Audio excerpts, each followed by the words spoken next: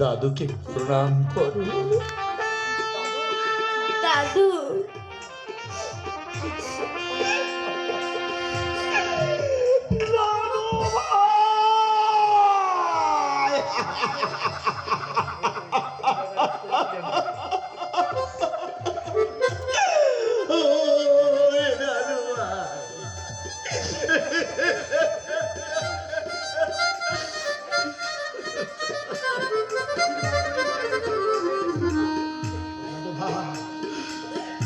আমি আশীর্বাদ করি মায়ের কোল চলা হয়ে তুমি বেঁচে থাকো, বংশের নাম উজ্জ্বল করো।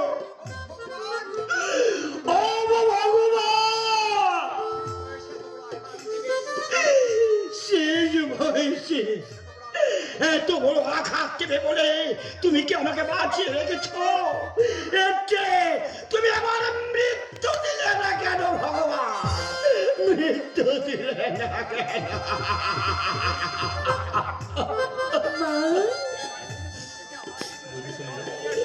এই বাড়ি থেকে চলে যেতে আমার ইচ্ছা হচ্ছে না। আমার খেলা, আমার বন্ধু বান্ধব, রয়েছি, চোখের জল ফেলতে রে, তাহলে যে তোমার পিতার দানের অমর্যাদা হবে।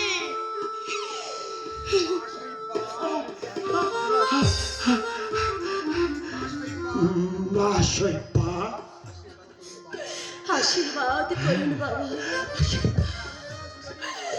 আমি যেন চিরদিন আমার স্বামীর পাশে থেকে তাকে তাকে বিপদের সান্ত্বনা আর ন্যায়ের পথে চলতে সাহায্য করতে পারে বাবা, আর তার ধর্ম পালনে সাহায্য করতে পারে।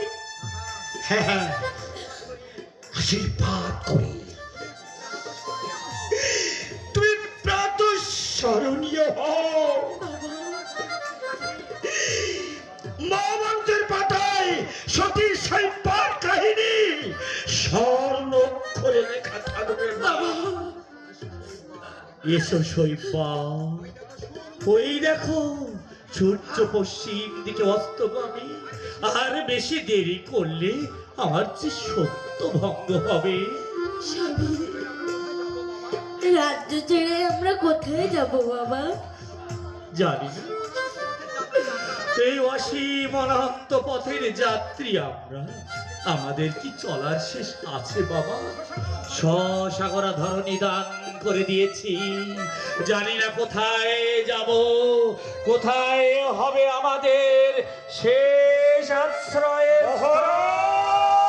বারাণসী ধাম। বারাণসী ধাম। হ্যাঁ মহারাজ, মহেশ্বরের ত্রিশূলের ওপর অবস্থিত সেই বারাণসী ধাম, সে স্থান শুধু আপনার রাজ্যেরই নয়, পৃথিবীর সীমারেখারও বাইরে, তাই সেখানে থাকবার আপনাদের উপযুক্ত স্থান।